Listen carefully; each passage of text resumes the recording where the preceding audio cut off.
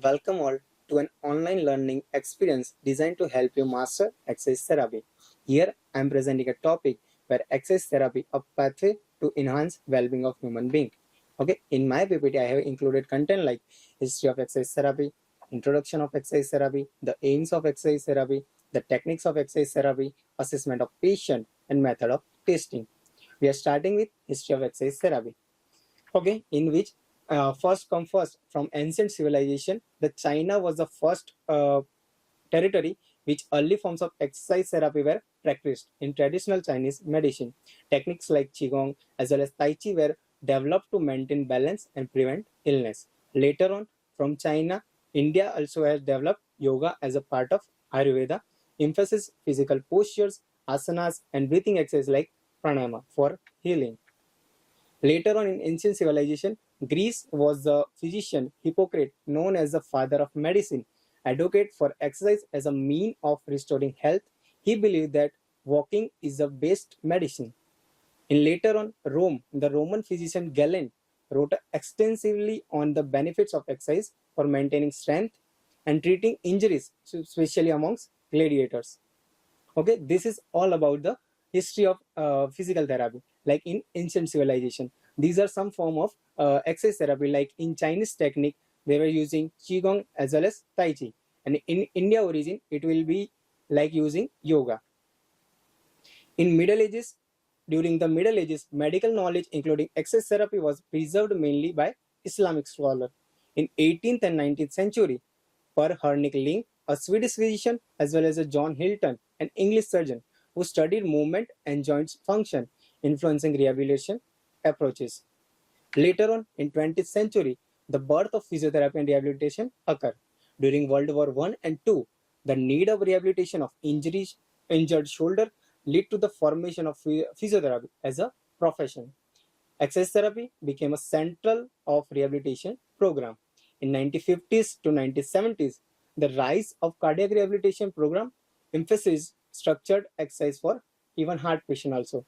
Till now, we were only focusing on physical well-being. Like if a person is not active or having a sedentary lifestyle, but during 1950s as well as 1970s, the cardiac rehabilitation, like cardiac patient got more attention for rehabilitation purpose. In later on 1980s, research on exercise role treating chronic conditions like diabetes, arthritis expanded, and it solidified the modern medicine. Like in modern medicine, there is not only focusing on allopathic or only focusing on medication. They are including exercise therapy or as a part of rehabilitation in their treatment. Okay, now we are moving to the introduction of exercise therapy. So, what is exercise therapy? Exercise therapy is a means of accelerating the patient's recovery from injuries and disease which have altered his normal way of living. Like whenever any person is living normally, but due to some injuries or disease, person's normal well-being or normal living is not possible. At that time, exercise therapy play a role to gain back the ADL activities as well as all the movement or activities which patient can do in normal living. Loss or impairment of function prevent or modifies his ability to live independently, to carry on with his work or enjoy reaction.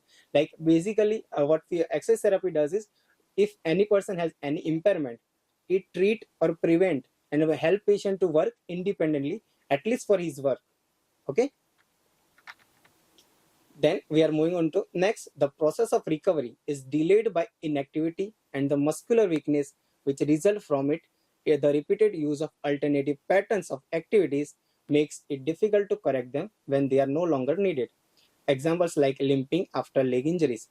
Like some injuries or activities might be impossible due to muscular weakness. It can be by due to any injury or any fall, like limping after leg injuries. So what happen whenever any injuries occur? That portion of muscle will get weaker or it will get imbalanced. So later on, due to inactivity of muscle or muscular weakness, will be having difficulty to do the normal ADL activities.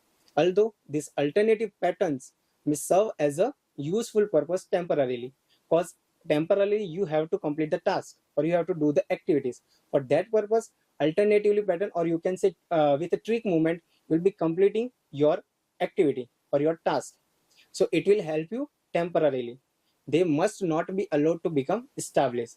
If you continue it later on in life for longer duration, there are higher chances that that establishment, that pattern will be stay forever, even though you are recovered from disease. So they are less efficient than the normal pattern because you are already using alternative pattern. It is not a proper manner of doing that task or activities. So unless a return to a normal function, it is known to be impossible, because when your mind has decided some pattern or muscle memory, then it is hard to change it. So here exercise therapy come to a part.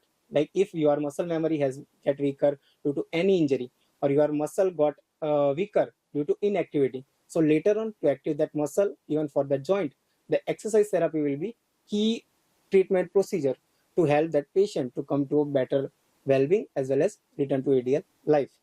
Okay, so next we are moving on to the aims of exercise therapy, in which there are mainly three aims which exercise therapy usually focus.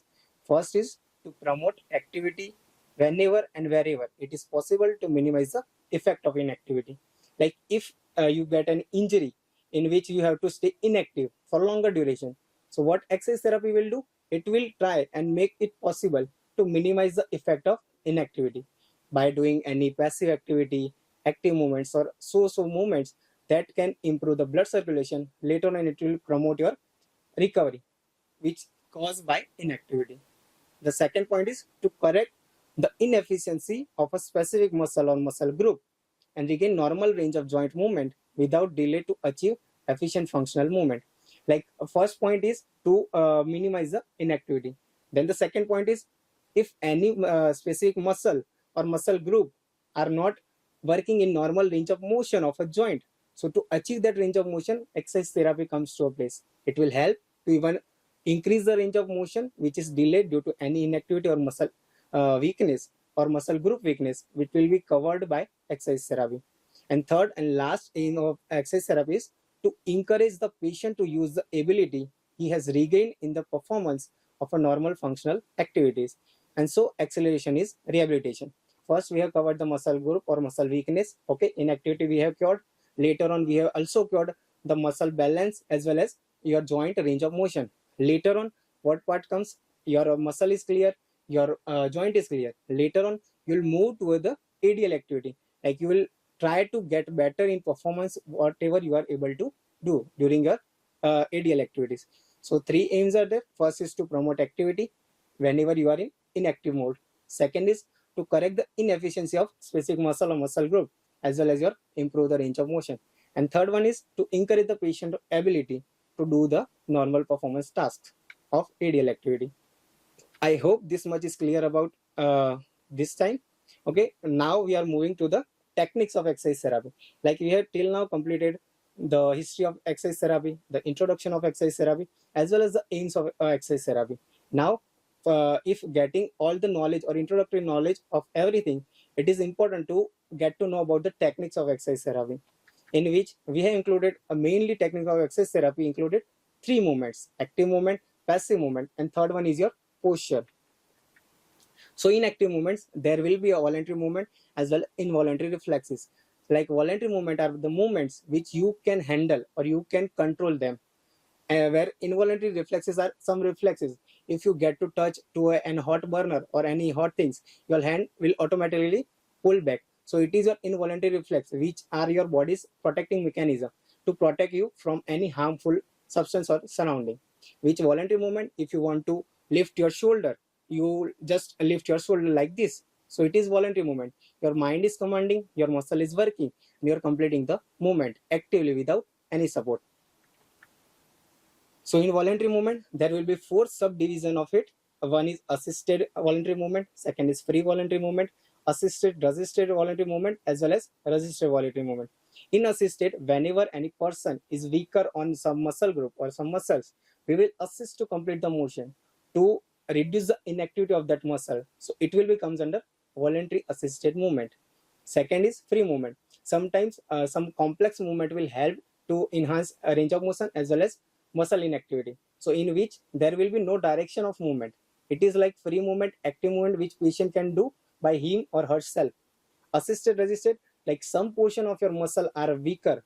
Like if we go in agonist or antagonist portion, Like if agonist muscle are stronger and antagonist muscle are weaker, so we will resist the weaker muscle to get stronger, and we will assist the weaker muscle to complete the range of motion. So this way, this voluntary movement of assisted resisted work.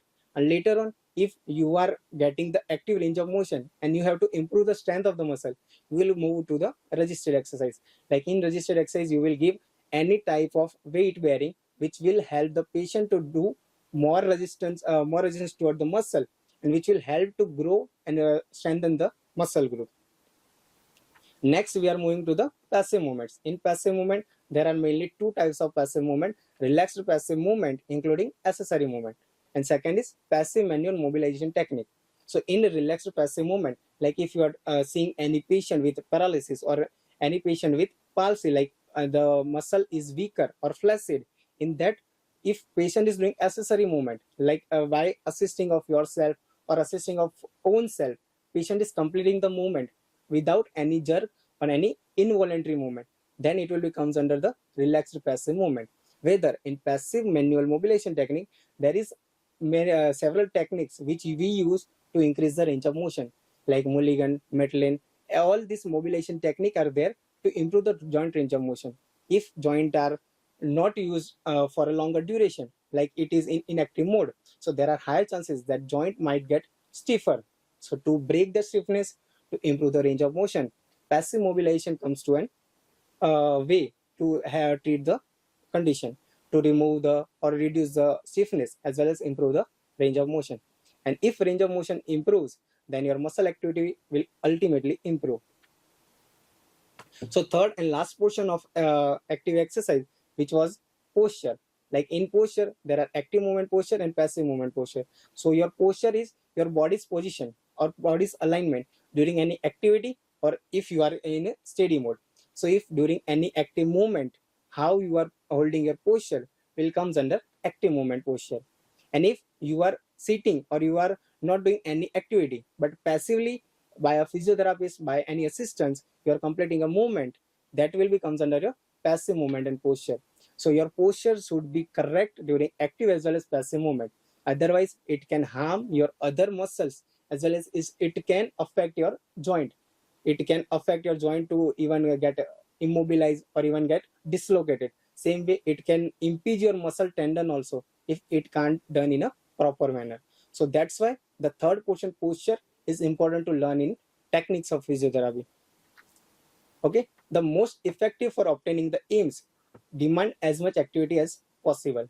Okay, firstly, due to inactivity, muscle or joint are already reduced in functioning, so you have to increase as much as possible as the muscle or joint is demanding.